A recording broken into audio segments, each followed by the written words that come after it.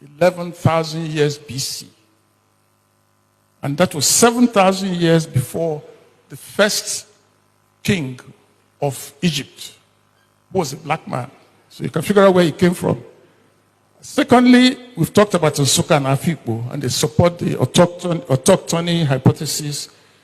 Then, of course, the internal migration suggests that Igbo, Yoruba, Edo, Jukun, and so on and so forth had an ancestral connection before they broke away.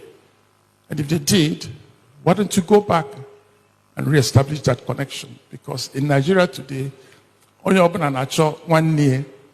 So we have to rediscover our connections and build a platform to address our own challenges and so on. So we'll come back to Onitsha. And again, for Onitsha,